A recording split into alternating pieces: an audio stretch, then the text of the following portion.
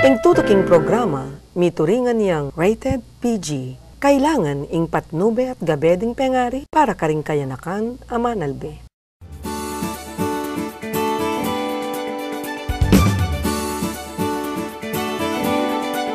Ka Fernandino, kaya katamong pakibaluan, malilyari king balayan, obra daring manungkulan, kaya katamong tutukan, uling king balang takbang ning panyulong, marapat mong Fernandino first, Fernandino yang mumuna, Fernandino ing mani muna. Fernandino first! Fernandino first!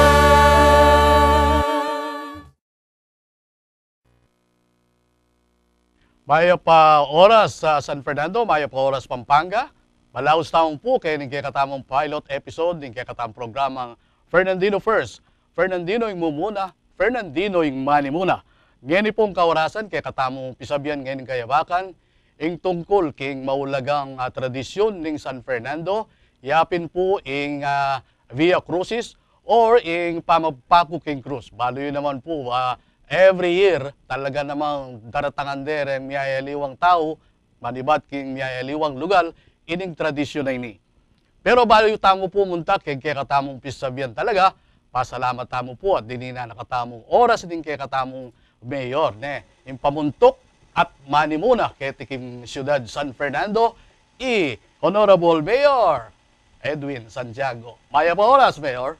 Maya pa oras mo naman, Tatambeni, at kareng kay katamong kabalen, deng makirandam kayong Bright FM 91.9, ang poreng manalbe keng GNN TV 44 at Infomax. Ipabalo mi po na live tamo po. Talagang live na live king kaya katamong GNN TV, Infomax 8 at King Bright FM 91.9. Friends tayo. Ang malyari kayong po rin pong makyabe, kaya kaming talakayan na po. Malyari kayong mag-text, kening number 0917-620-4188. O kaya mouse kayo kay katamong landline 961-4188 para nung ating kayo po muring ikutang kay katamong mayor at pakibata na kayo agad. Ngayon po, ibabiye ko na kay kayo kay katamong mayor. Mayor, medyo malambat na pong panahon na may kitalamitam kami kay GNN, itaulita pong pamikit yata kanita, yung 100 days kayo po na po.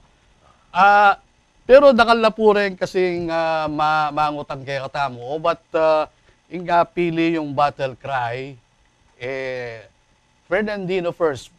Linawan tayo pa mo po kareng kay katamong Talapanalbe at kareng makiramdam King Bright FM 91.9, Mayor. Actually, Fernandino first, yung maging seal of excellence tamo, mumunang dili, is tong first, you aim for excellence. Yung mumuna, yung metong simbolo na ng excellence is one, first. So, ganaganang gagawang tamo kaya ti Siyudad San Fernando, makarikil kayong serbisyo, dapat maging excelente. At yung burita mo malyari kayong katamo siyudad, excelente mo naman ng pami biye-biye. Ganaganang serbisyong gagawan tamo like ganaganang memalen, ganaganang empleyado, we aim for excellence. Iyan kailangan. Mo kaya katamo to make us more katang competitiveness, global competitiveness at kita mo kaya ti Siyudad San Fernando na deng memalen kakabielang masanting pamibiyebye at ila kasing bibye serbisyo kahit nakayabeta mo like ing ninuman in tao makatuknang o dinalpak keng gabunan ng San Fernando kukonsider talang Fernandino. Bangkanita, kita mo maging more inclusive tamo. Naarapin din kasi biyan, makanano kang makabye nung ika mismo eka masalese. So, den kalapit tamong balen, makanano talang nga sopan nung how can you give that you don't have? Makanya niya kasing gaya na ning excellence, and we strive excellence even in little things. Like ordinaryo kang mamalis, kailangan mag-excel ka bilang mamalis kendalan, samasan mo, bala mo, nung ordinaryo ka mong memalan, nung magmaneho ka, you aim for excellence. Sambala mo, nung itampalis nung makanano ng tatalnan na Michelangelo in brush po ta magpaint siya. Makanyan mo naman. And even in meto nga ordinaryong magobra, dapat gana-gana, excelente. So in Fernandino Pers, yung kailangan ing serbisyo, ing pamibiyebye, keti syudad San Fernando maging excelente ba kanita itang kekatamong paninap akwatay at ita mo makasahop tamo kareng karatig pukta mo at bilang Kapampangan, bilang Fernandino, bilang Pilipino, keti mabilog yato kasi everybody is aiming for excellence. O yan ning alang-angganan na ing gagawan tamongan sa samasan tamo na we want to make ordinary things na kitang gagawan to extraordinary. That is aiming for excellence. So kay buri yung sabihan na Mayor, agyampang ing meto nga tao mi bait keti, mi atsuking batsaking aliwan lugal, pero halimbawa mag-business ya keti, gagawa yung masanting ni San Fernando, consider dya pamuring Fernandino, uling lalong-lalo na nung businessman niya, keti manakitan, keti mamayad tax. Anya kailangan, kaya be ketang Fernandino. In kasing bilang Fernandino, consider tayong taong linabas siya mo keti. Ating milyari kayo, pakibatanin ng syudad. Chuya kendalan, may aksidentiya, agad na ilingunan ng kay katamo syudad at chuya itang kay katamong CDRR office na lingunan nala. O nino man, ing mi bait keti o memunan keti o tinok ng keti, consider talang Fernandino. Okay. At siguro po, explain na ng masalesen kay katamong Mayor, ing battle cry ng Fernandino first. Po. At gani po, sabihanan nyo naman kay kami o detang kay kayong accomplishments, manibati niyang look-look kayo na reta. I-update tala po, Reg Fernandino. Anyang first 100 days, linatag tala retang kay katamong 12 agenda na nunuka rin, ilang panigobran tamo. So may immediate tamo, ilapin datang first 100 days na mumunan diling burita mo is mas ma-solve in unemployment. So ita mumuna yung dili kay agenda tamo na medinan lang karampatan na obra o employment din kay katamong kabalen. So pepalubtane karin niya lungubit ang kay pamang gobyerno tamo kakadwa kasi ing burita mo ging mayap pamang gobyerno ing bakit bawat Fernandino ginawa tamong metong sistema na tang governance employment Fernandino access card.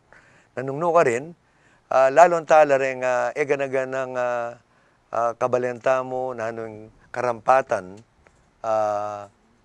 training even livelihood para makapag-obrala. And we attract more investment kin bata may ka-job creation. Kasi itong intaw, may ka-obraya, ganagana, masolve na yung ganagana ng pamangailangan. No? Makapag-aral no rin anak da, may ka-PhilHealth la, at deta naman, aliwang like deng anak na mangailangan skills training, didinan tala. Even din kababaihan tinipon tala para ketang katamong livelihood program. And then, ganaganang companies kiti, mamunan, peki sabihan ta na may summit na, may forum na baganita, itang may matching job matching And, peki sabihan ta na lang naman din kalapit kahit like Subic and Clark, deng alawang kumpanya na may ugnayan ta na karela. Like in Subic, di na nakatamong 3,000 na emplado ngayon na immediate detang kakatamong lang obra nating skills at detang alwat di din talang masating training at then kakatamong mag-obra kati. And even, in kakatamong City College, in pangarap ta kasi king City College na maging katatag na ng Universidad na ng Pilipinas, ng poning Ateneo, imburita mo, mag-arala pa, kukunanda nala. So ngayon lewen yung resulta na ni City College tamo, 100% yung board exam tayo dan let passers tamo. Huling metong yung kareng scholarship program tamo. Nakasalukuyan, atin lang ang obra. So ito yung burita mo niya, pinakaretang kekatama atin tamong immediate, atin tamong short range, medium term and long term programs. Detang aliwatang accomplishment pa o buringgawan para king siyudad ni San Fernando.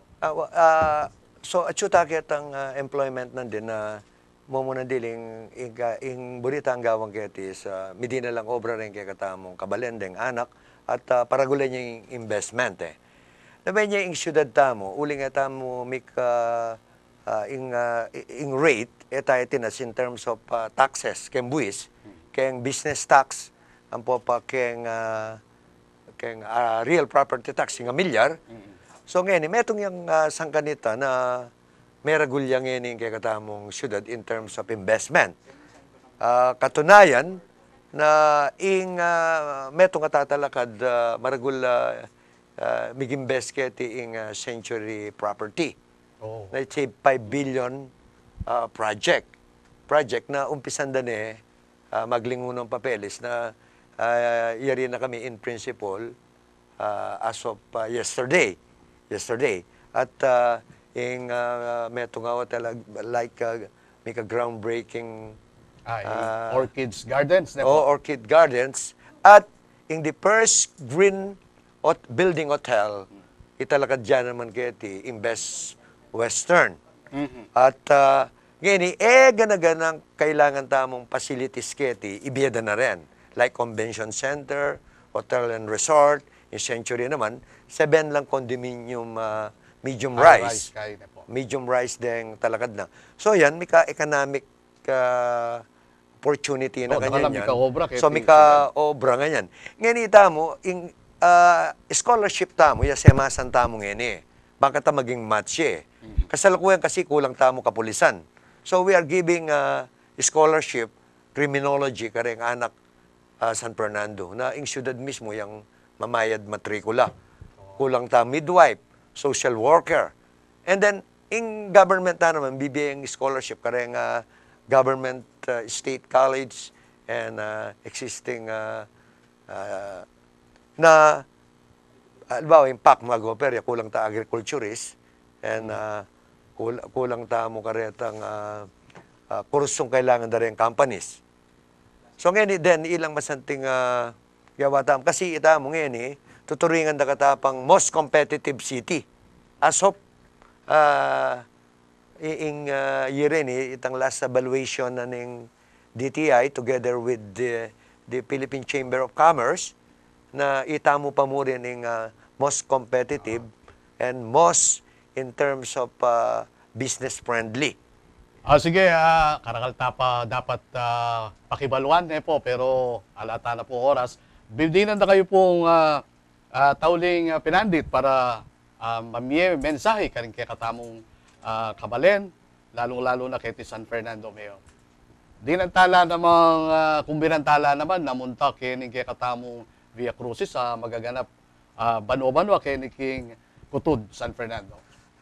Kareng kaya katamong kabalen, uli pong ini po Kaleldo na. So yung Maleldo, at Chune po at Banwa-Banwa po